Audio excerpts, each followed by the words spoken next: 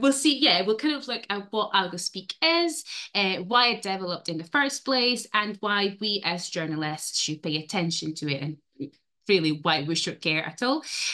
So in the original article I published with IGNet, so the reason why I'm here basically, I interviewed three different people. First one is Dr. Daniel Klug, who is the author of one of the first academic papers on Algospeak.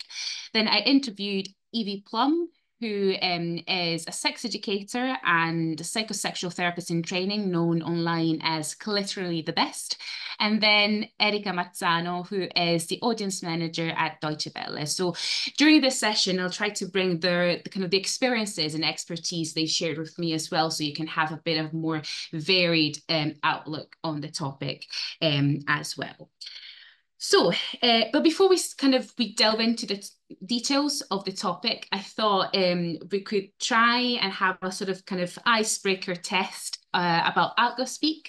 So nothing too worrying or too difficult, but just a series of like very simple questions about Algospeak words and what they mean. So what you can do is basically either react or comment with the emoji that corresponds to the answer you wish to give. Will be three options for each question. So you can respond with a thumbs up, with a heart emoji, or the celebration emoji. Can I have a thumbs up now if it's all clear, or please, okay, see a thumbs up. So two thumbs up, oh, perfect. Feel very nice, lovely. So first question is, what does unalive mean? So give me a thumbs up if it means to feel tired, a heart if it means to go offline, or celebration if it means to kill.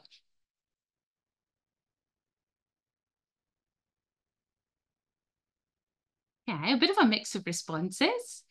Okay, so unalive is commonly used, as many of you got quite right, as to kill. It can be used in multiple ways. Like it can use both in its active or passive form. So it could be both kill or be killed. So for example, in kind of true crime TikTok, you'll find it as, I don't know, the victim was unalived by the serial killer. And because it can also be used when talking about suicide, for example, as you know, that person unalived themselves. But on to the next question, and I promise less morbid. We'll have second. Here we go. How would you write porn on TikTok? Would you go for PXN, the sweet corn emoji, or the P word? See, a lot of hearts. Very nice. That's right. So basically, you'll find it either as the emoji or actually even as spelled as corn. Sometimes you even find kind of corn with the O replaced by the zero. Okay, so next question is, what does grippy socks vacation mean on social media? Is it a hospital stay related to mental health? Is it a spa or relaxation retreat, or a gym trip? Let's see.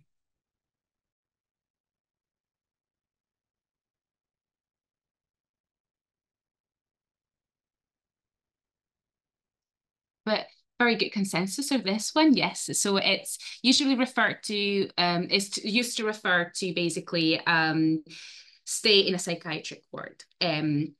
Next question is, what does Y and T mean? Is it YouTube, youth, or white people?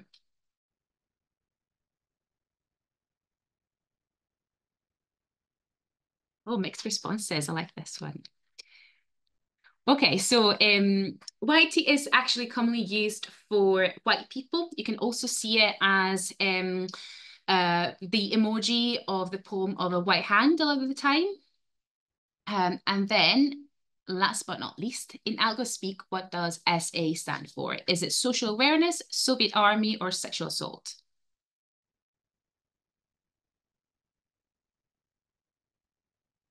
Quite a consensus. So this is one of the kind of the most common and actually I think most useful ones for journalists to know about, because it's found across all different communities on social media and it actually means sexual assault.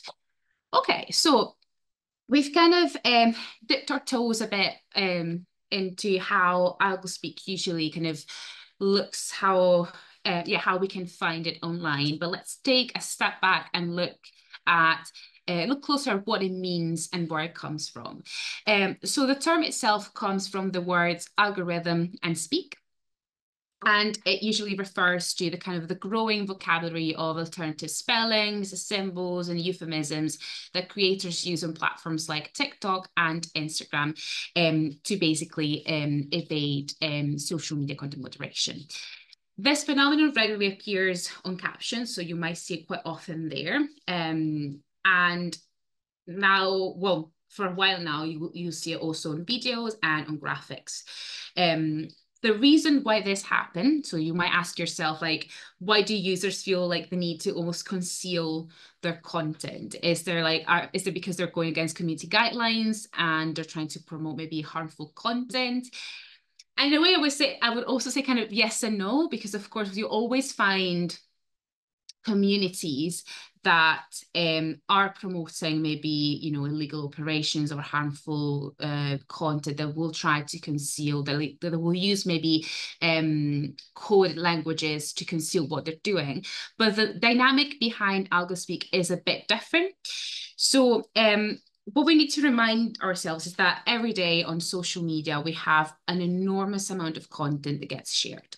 So across all social media platforms, there's so much that is being published and that needs to be moderated in some way, just to make sure that maybe, I don't want to be too optimistic and say we can create safe spaces, but at least kind of decent spaces to kind of get your information, get your entertainment from.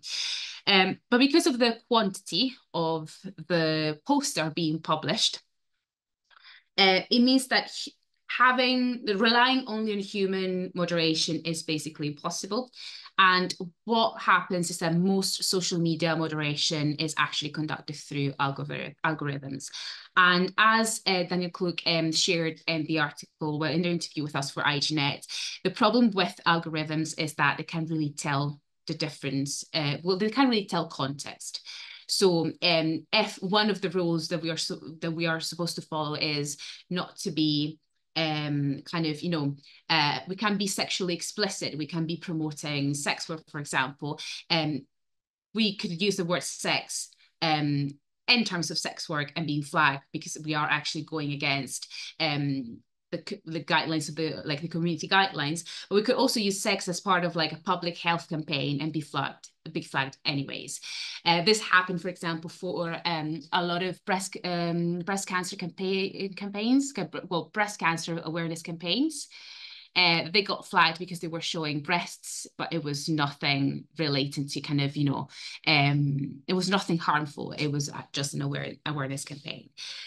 This, however, applies to various topics, not just kind of sex or mental health that we saw before. It applies to politics, dating, anything really. And there are kind of multiple nuances of why creators resort to Algospeak. So part of it is, of course, to bypass content moderation and that they don't want takedowns of their content. But what can also happen is that your content may stay on the platform, but it gets heavily penalized. So what might happen is your account could be shadow banned, or you might find that your caption, the caption of your video suddenly disappears, or the sound has disappeared, or maybe you usually have a good number of views on your videos, but that one video is getting almost zero and you don't understand why. So in this sense, this is why you have creators starting to almost going through a process of trial and error to see, okay, what can I do to then avoid this form of moderation? And I've taken a few examples, also kind of the topics that this kind of goes into. So we mentioned mental health and sexual health. One example I found quite interesting that I hadn't really thought of before the article with IGNet was even historical content. When I interviewed Erika Marzano, she was saying that, of course, Deutsche Welle is based in Germany. And whenever there is an anniversary, kind of a historical anniversary, they might be publishing content about Nazi Germany or about Hitler, which of course is a huge no-no on social media. But if you're publishing historical content, it sounds a bit odd if you need to find a euphemisms to say Hitler. But even if you try now to kind of search Adolf Hitler on TikTok, you won't find any videos. It would just come up as a screen that says, get your facts. So what they do to make sure they can still work as journalists, like spreading information, is they replace some of the words with just kind of different spelling. So you might have an accent where normally you don't have it. So it's still understandable, it's still accessible to the audience. They can understand what we're talking about, but it doesn't get picked up basically it doesn't get flagged by the algorithm. So this is one way to do it. One thing that we've done at Pillow Talk with our monthly reading group is just working from a kind of graphic point of view. So when we first started the reading group, which is, I promise, not very harmful operation, it was just, we could just basically write Algospeak in the caption, and we would get away with having the word sex in the name of the reading group in the image. But now, basically all the posts we posted that way get flagged. So what we need to do is kind of work with, in our case, a bit of Canva, and we kind of strike the E from sex so it doesn't get picked up the same. And even if we post, for example, the cover of a book, we need to cover anything that is related to body parts or anything sexuality related. So these are kind of two simpler, let's say, ways of adopting Algospeak. The kind of like the next year is euphemisms, which you'll find a lot of as well. So I have an example here from Literally the Best, who basically Evie published this post about what can damage condom. And instead of saying condom, she went for forbidden ravioli. So that's quite like, it's fun, it's creative, and you still kind of get the point across. However, I think this comes with an issue. Like the reason why we kind of get to a lot of euphemisms is that algorithms tend to update quite quickly. So, for example, when we first started, you couldn't write sex, but you could write sex, so with a double GS. But now if you write that, that gets flagged. So you kind of go up and up with like different euphemisms. And the worry is that you get at some point, as Evie said here in the previous slide, where you will not be able even to use censored words. So that also, puts a further question of how understandable is your content? How many people can you access with your content?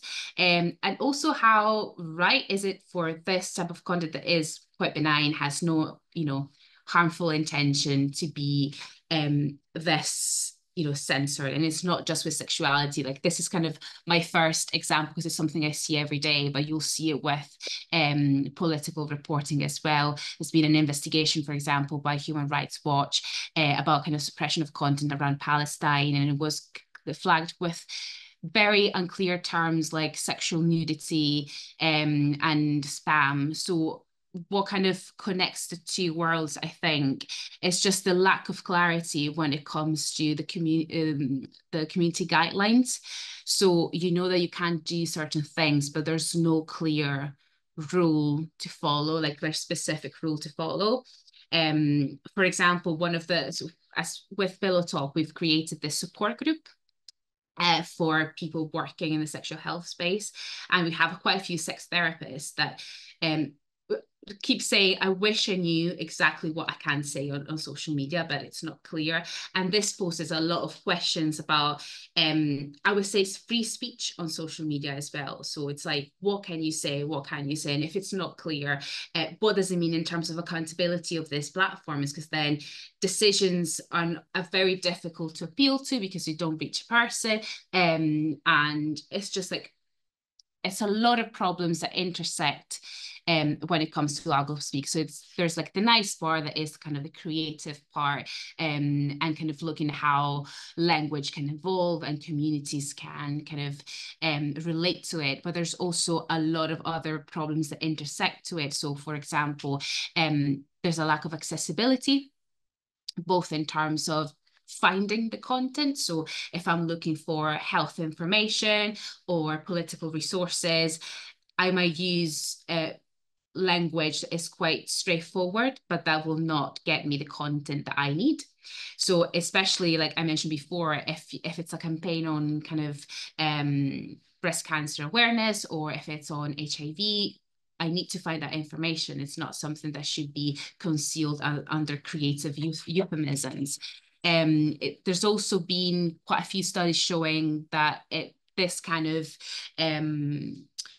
marginalization of content tends to impact marginalized groups more, so LGBT groups, Black people, people of color more generally, disabled people. Those are kind of the communities that get impacted the most in terms of, saying that it's explicit content when it's not. And yeah, or like political or spam. That's usually kind of three categories that get used the most. And the risk is also, I think, overall, that when it will be so difficult to share information that people will just stop, or they'll do it somewhere else.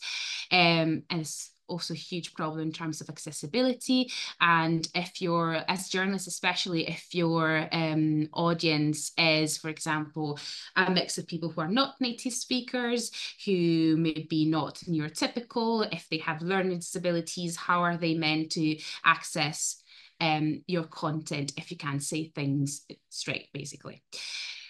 So that's why I say that all these different intersecting problems have a huge impact on journalism, and that's why we should really kind of keep up with Algospeak in terms of the words that are used, but also I would say how and why it's used. So on the one hand, I would say as news gatherers, we need to understand what we're seeing.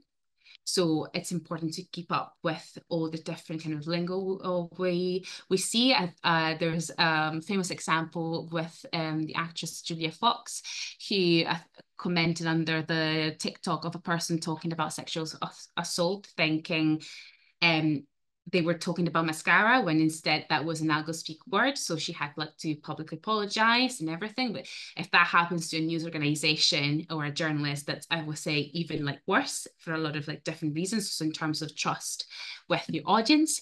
And I would also say in terms of putting out your own content as a news organization or an individual journalist, you need to make sure that your content stays up there. And you're kind of, it's surviving and it's understandable. In terms of it being understandable, I really like what Deutsche Welle does, because they don't use a lot of euphemisms. They tend to use symbols and numbers, so it's still quite straightforward for people. And if people have any issues in terms of understanding it, they just redirect them to another of their platforms. So kind of looking at all the different aspects that we talked about so far in the examples, I've made a little list of kind of tips for people, for journalists specifically, working with social media and working with Algospeak specifically. First thing I would say is just try to stay up to date as much as possible. I'm not saying follow trends in that like you need to get all your newsroom dancing, but more like spend time on TikTok, spend time on Instagram or any other platform you're using, and try to see how different users and different creators are using the platform. It doesn't matter what kind of content they're creating. It could be, Reddit posts about whether the partner has cheated, or straight news, straight news. But it's very important to see how different accounts use the platform and what you can learn from it.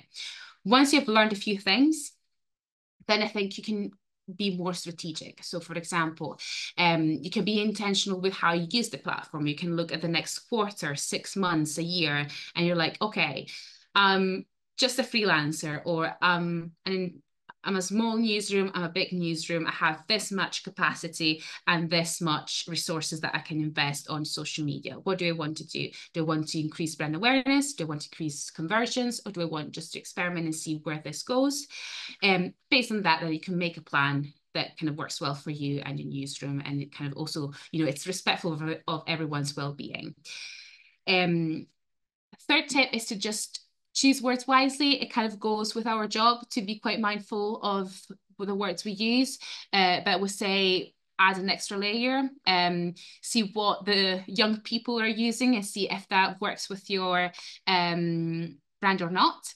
And if it doesn't, just, play in different fields. Like if you can work on different platforms, if something doesn't work on TikTok, for example, if you're reporting on drug policy, and TikTok doesn't really like that because you're using the word drugs and you think you're selling it, just use your website or your newsletter or your podcast. You can do different things on different platforms. Just like see what works best for you and make sure that you are accessible as possible. Again, if you can't be super accessible on TikTok, just say, for a more accessible version of this news, you can go to our website. It will be the uncensored video. So, for example, if people are using text to speech or other things, it's easier for them to use. And I would say, last but not least, check your account status on TikTok and on Instagram or any other basically platform that you're using. But one thing that is very, very important is for you to know where you are in terms of, is your account quite safe, or do you have a few things that have been flagged already? And this is less from kind of a technical point of view, but more from a journalistic point of view. Keep shining a light on these platforms and keeping them accountable, because we can work within the platforms, but we also need to work on the platforms themselves as journalists, I would say. And that's my very quick run through of Algospeak. Let me know if you have any questions, and thank you so much. Thank you so much, Iris. I will actually say there's a lot of questions already coming in, so I'm not going to ask too much myself. I have one question, and this is a personal curiosity question. Okay. And I think it's also something we need to know as journalists. There is a lot of, I'm a millennial, so I'm already not into the Gen Z, Gen Alpha slang and everything, but also as journalists, are we going to see some of these terms like unalived or some of the more euphemistic terms merge their way into the speak outside of the internet of people? Are we already seeing that? And is that something that we should be watching out for?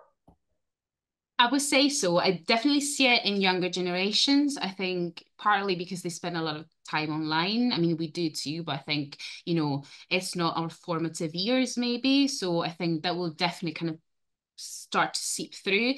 But even if you're working with some of these terms, when I was interviewing Evie Plum, for example, she was saying that she caught herself saying sex instead of sex, much to her dismay. She was like, I should be open and sex positive, and I'm finding myself using like code words in real life. But I would definitely think it will start to seep through, even just I think maybe initially it will be ironic, but then it would just start to be part of the language. I'm actually going to start with some community questions here. Everyone, I'm going to let you know that we won't be able to get to all of these, but I'm going to try to see if we can get to as many as possible in the next 10, 15 minutes. I like this one to start with. Is this from Angela? And she asks, this is around the idea of the limits of algorithmic moderation. What are the chances that words like corn, CORN, could be blocked on TikTok, since there are obviously posts about real corn on the internet also? So it's a bit of a difficult answering that. I think we will definitely get to the point where the word or maybe the emoji will get picked up. Mm-hmm. It might be that maybe there will be a bit more resource put into it, and that you maybe have humans looking at, okay, what is what. One thing that our peer support group has noticed quite a lot is that you get flagged differently depending on how much engagement you get. So sometimes if you have a bigger platform, some things might be allowed that are not allowed if you're smaller. So I don't know what the reasoning behind it is, if it's just a matter of, well, it's getting quite a lot of engagement, so it's quite a profitable endeavor. But I would definitely, yeah, think that will be picked up at some point. There's a question here, which is a question we as journalists like to ask a lot, which is what is going to be the influence of AI in Algospeak? Can we say that Algospeak is at a rise because of AI and its increasing involvement in social media? And this is from Prakriti. I'm sorry for the pronunciation, but I think that was an interesting question too. So what's the influence of AI on Algospeak? Will Algospeak be on the rise because of increasing AI usage, or is there any influence, any correlation between the two? I'm not sure about the correlation, to be completely honest. I would definitely think that it will rise and rise because of AI. Because even like if you ask ChatGPT about AlgoSpeak, it already has quite a big archive of AlgoSpeak. So I think it will always be a sort of kind of game of, cat and mouse, trying one to catch the other. Mhm. It's also something that is not really new. I mean, it's new in that it's specific to TikTok and Instagram, but it's a form of NetSpeak, which there've been so many of them. So I think it will definitely be influenced. And it is influenced by AI in that, of course, there is a higher pickup. But I think it would just continue to evolve, basically. This is another one from Angela. And this is, Mhm. again, I feel like I'm outing myself as an elder millennial here, but who comes up with these algo-speak euphemisms? Are there more than one code word being used simultaneously for the same word? What is the development of these to happen? So what I find quite interesting is very grassroots. So it's within communities. So it's the way to find out about it a lot of the times is just being on the platform. You can maybe you have a couple of directories, but by the time you finish your directory, it's already old. So the way that that a lot of communities use them is just someone starts using it, maybe the video goes viral and then someone else picks it up. And I think for it, you definitely for the same concept, you will find two different Algospeak words, or even just like different approach to it. One thing I noticed, for example, on Italian TikTok, because I'm originally from Italy, is that there's fewer the Algospeak words, but there's a lot of views of music whenever. So of course, when the P Diddy case broke out, there was a lot of kind of summaries of what was going on, and instead of saying SA or other forms of Algospeak, they would just have like very loud music whenever they were supposed to say the word that would get them flagged. So yeah, a lot of it is just kind of creativity and kind of relying on the fact that TikTok has a very strong algorithm that tends to take your videos to people who are already engaging with similar content, or like to what is perceived as your community. So they might already have an idea of what you are referring to. Kind of coming off of that, I mean, you're a bilingual journalist yourself, you're on Italian TikTok and English TikTok. Do you see any differences in how you are talking about the creative approaches to dealing with it, but how things are moderated in both languages? Are algorithms a little bit more successful in English at moderating versus Italian, or do you find it similar? In moderation, I think, I mean, at least in my experience, it's quite similar. I was actually having a similar conversation with Erika Marzano from Deutsche Welle, who I think might be in the audience as well. But we were saying that she's Italian as well, and what we noticed is that you have just a different development of words, like less algo speak words, but just kind of different ways to deal with it. So I don't think it's necessarily a different way of moderating, or like a more or less successful way. I think it's just the majority of content that we access is in English. So kind of the level of just the quantity of data to work on is bigger in English. So it's easier probably to pick that up. I also wonder how much gender language makes it more difficult, because of course you have more variation of the same word. But yeah, that's a huge, yeah, a huge field to look into. Perfect. A couple more questions come in. We got a Mhm. lot of questions, which I love. Um, Good. this is from I've seen this in a couple of questions, but I like how Hasmund addresses it. Journalists obviously are going to be using this online to be able to talk to their audience to avoid censorship. But how Yeah. can newsrooms address the challenge of using coded language without compromising journalistic integrity and audience trust? How do we do this without making it feel like we are somehow what's the word I'm looking for? That we are somehow trying to speak in a coded language or to Yeah. avoid our audiences. So it's quite difficult because it's really depending on the platform. So on TikTok specifically, your audience will never see all your videos, will never follow every single thing you do. So they might come across a random video of yours and be like, why is, I don't know, the Washington Post, Deutsche Welle, the BBC using this word? It doesn't make sense. And you actually see it in the comments. I think what you can do is try to be as transparent as possible. I really like what Deutsche Welle does and that they don't use euphemisms because I think that's quite a big entry barrier if you're using euphemisms, and it's also very kind of culture dependent and also language dependent. So if you're not a native speaker, you may really struggle to understand like euphemisms. I think the best thing that newsrooms can do is being transparent about what they do. So it might be being quite active in the comments. So if people ask, be like, okay, so we're using this because of this problem, but we try to kind of compromise by not using euphemisms, for example. On Instagram, you could just have maybe a dedicated post where you can redirect people to, okay, so we have this issue.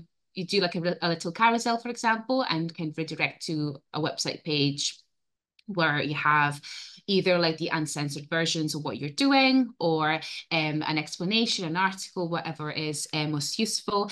For example, for us at Pillow Talk, we did like a little carousel to make sure that if people come across our work and they see that we can ever use the word sex, even though that's basically the whole point of trying to be a sex positive charity, that we explain why that is and why it's also, it goes beyond us. And it's, I would say, like a bigger issue in terms of freedom of speech and kind of moderation. So it's something, it's also like food for thought. It's not just, oh, I'm very sorry we're doing this, but it's just, this is a problem. This is how we're dealing with it. And this is how, we can work on it together. So I think transparency in this sense is probably the best way to go about it. And also just, as I said before, trying to play on multiple platforms. And yeah, just being present. I think we have time for about two more questions. This one from Huda. I'm going to try to, Huda, I hope that this is what you're trying to say. She's an investigative journalist in Jordan, and there's a big problem in terms of accessibility as a journalist. How can we use or identify Algospeak around big contentious issues like Palestine right now? How does this play in? I can think of other contentious or issues that moderators might, for example, TikTok is a Chinese-owned company, being able to talk about China. How can journalists use this to be able to talk openly about issues that might otherwise be flagged by the algorithms? So what I would say is before posting your own content, spend some time looking at relevant people in that space and see what they use. So for example, when the first kind of big wave of content about Palestine came in, there were like different content creators talking about like the situation. So you would see people using the watermelon emoji, or like they would use different spellings. So I think that's a good way to kind of get to that community and get to that kind of influx of content, because the moment you start watching that content, you'll get a lot more of it, and you see what people are using. And then once you use it yourself, you're just kind of, you're almost kind of, you know, swimming in that wave. Unfortunately, you can't have really a hard and fast rule. It's about a kind of trial and error a lot of the time, and it's a lot of research. This is coming back to the language, and this is from Pakriti again.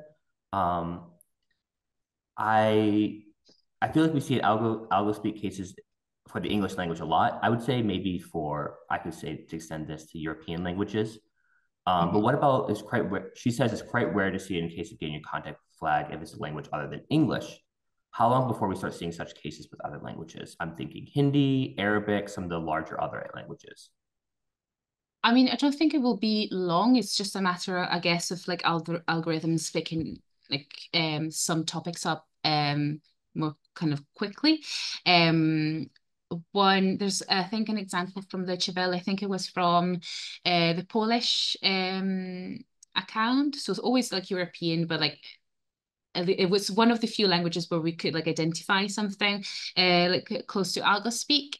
So I think it would definitely come. It just might be a bit slower. Even with Italian, like we started seeing like the first few examples, but it takes a bit. I think also because we're so used to consuming content that is in English, that's the first thing we think of.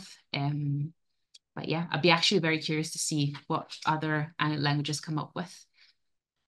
This last question from Ricardo, I think, is a really good place to end on.